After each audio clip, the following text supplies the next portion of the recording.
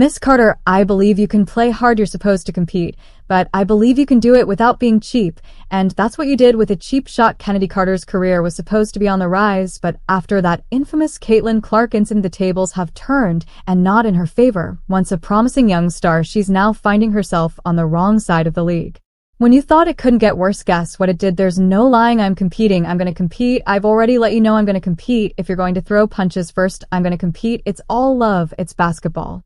This happens in the NBA. Actually, I'm focused on New York now. I'm not really focused on that play anymore. It happened, okay? It's just a basketball. It just happened, like it's over with. I don't know why we're dragging it, but we continue to drag a play that happened, and a whole fourth quarter happened after that. Multiple events happened after that, guys. So we just gotta let that play go. So what happened? How did a former top 5 draft pick go from a future WNBA star to an unwanted free agent and more? Importantly, what does her contract situation look like? Now you'll never guess how it ends. Chennedy Carter was supposed to be the next big thing in the WNBA. The Atlanta Dream drafted her 4th overall in 2020, and she wasted no time proving her worth. What happened next is truly insane. She dropped 30 points in a single game as a rookie, making history as the youngest player ever to do so. With her explosive scoring ability, quick handles, and aggressive play style, many believed she was on track to become one of the league's elite guards, and that's where things take a wild turn. Here's the problem. Her talent has always been overshadowed by controversy. In 2021, while playing for the Atlanta Dream, Carter was suspended indefinitely for what the team called conduct detrimental to the team. As for the details, well, she reportedly had a heated altercation with a teammate during a game, and the locker room chemistry took a massive hit. But that's just the tip of the iceberg. Instead of rebuilding with Carter, the Dream shipped her off to the Los Angeles Sparks in 2022. Then in 2024, the defining moment of her career happened, the one that sealed her fate during a high-intensity matchup between the Chicago Sky and Indiana Fever. Chennedy Carter made headlines for all the wrong reasons. Midway through the game, she delivered a brutal shoulder check to rookie sensation Caitlin away from the ball, a move that was clearly not a basketball play. Yeah, just what we thought. It couldn't get any wilder. Fans erupted, social media exploded, even non-WNBA fans were talking about it. As you would expect, Carter immediately became the villain of the WNBA, accused of jealousy, poor sportsmanship, and even targeted harassment of Clark. New reaction after this controversial fall on Caitlin Clark's Indiana Fever taking on the Chicago Sky on Saturday. And to make matters worse, her own coach refused to defend her, with the Sky's head coach calling the play unnecessary. Quote, in post-game interviews, suddenly Carter wasn't just a talented but troubled player. She was now seen as a liability. Despite averaging 17.5 points per game in 2024, one of her best seasons, the Chicago Sky made a shocking decision. They did not extend her a qualifying offer, making her an unrestricted free agent. This was a massive red flag. Here 39 asks, something most people completely miss. Normally a team would at least extend a qualifying offer to retain some rights over a player, but the Sky, they let her walk for nothing. And here's where things get really bad. No team has even shown serious interest in signing her. We're talking about a player who can score, that will break down defenses, and create instant offense. Yet no WNBA team is willing to take the risk. Why? Because teams aren't just looking at what she does on the court, they're looking at the baggage she brings off it. With WNBA teams shutting the door, Carter now has a few options. Many WNBA players, including stars, head to Europe or China for bigger paychecks and a second chance at their careers. But will teams there see her as worth the risk? If a team gets desperate midseason due to injuries, she could land a short-term deal, but she'd need to prove she can be a team player. If she doesn't get her reputation under control, this could be the beginning of the end of her career.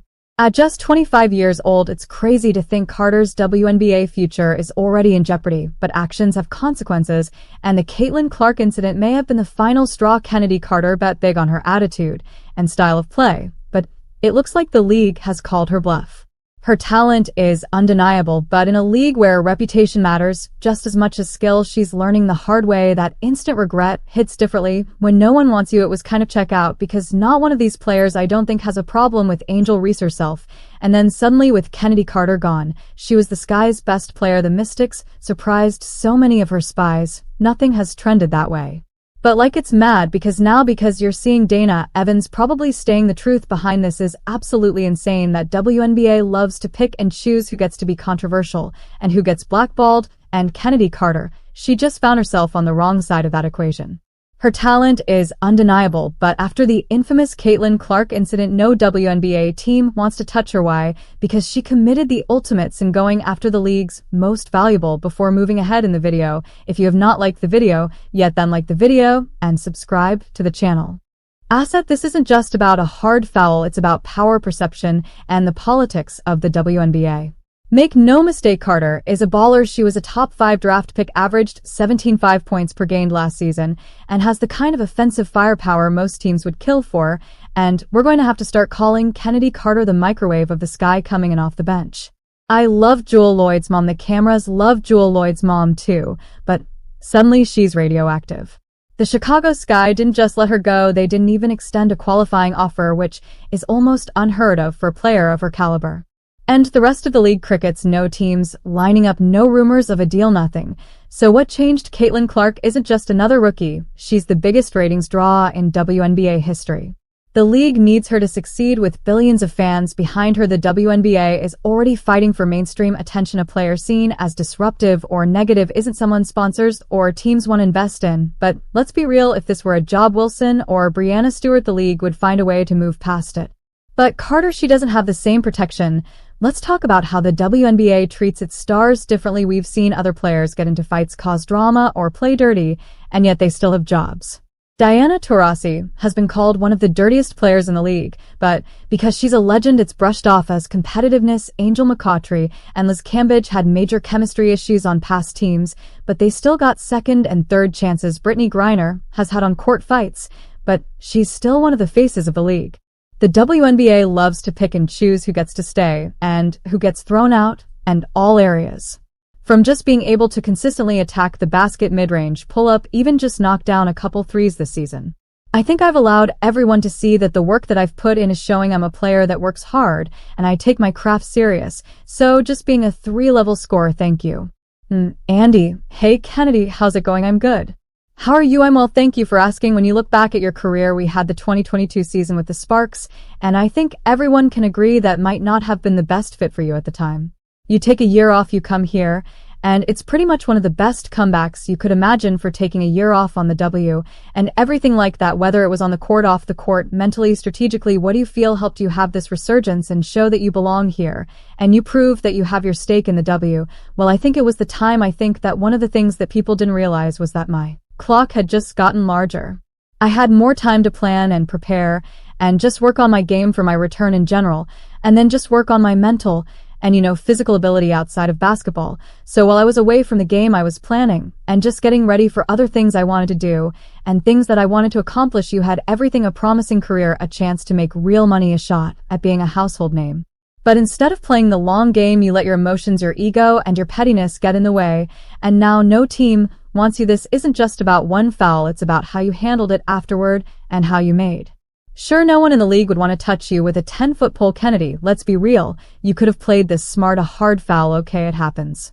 But what did you do next? Any smart player, when caught in controversy, knows how to clean it up. A simple "I respect Caitlin Clark" as a competitor would have been enough. Instead, you doubled down. You acted like you didn't care. You made it clear that you weren't sorry. And that's when teams started backing away. Caitlin Clark isn't just another rookie. She's the biggest ratings boost the WNBA has ever seen. She's bringing in sponsorships, ticket sales, and TV deals that this league has been begging for. And you made yourself the face of the resistance. Bad move. So, on paper, the Chicago Sky are out of their minds to let Chennedy Carter walk. But that's exactly what's happening, because they could have extended a qualifying offer for her, given her free agent status. Instead, they declined, to which makes her an unrestricted free agent, which is them telling you. The WNBA isn't just about talent, it's about team chemistry and marketability, and right now you're toxic. Coaches don't want a player who's more concerned with making a statement than winning games. They don't want someone who turns the locker room into a circus. If this were a Jewell Wilson, Breanna Stewart, or even Diana Taurasi, the league would have moved on. But you don't have their resume, you don't have their power. You made yourself a villain without the protection of being a superstar. You thought you were making a statement, but what did it get you? The Chicago Sky didn't even extend a qualifying offer. The rest of the league, not a single team is interested. Your name now synonymous with being a locker room problem, and for what? A moment of defiance, a cheap shot, a refusal to just be smart. You'll have to Humble yourself, prove that you're willing to be a team player, and publicly clear up the misunderstandings, pack your bags, and head overseas. Because if no WNBA team takes a chance on you, Europe and China will be your only options at all. Like, not at all. I was not fazed. I'm not worried about stats, not worried about the score too much. Good game, they won on to the next me, and my team will still be one of the top teams in the league at the end of the season. Either way, this is a hole you dug yourself, and the WNBA isn't in any hurry to help you climb out. So what now, Chennedy? What's the next move? If you enjoyed this video, don't forget to like, share, and subscribe to our YouTube channel. For more updates, stay tuned. Thanks for watching, and subscribe my channel.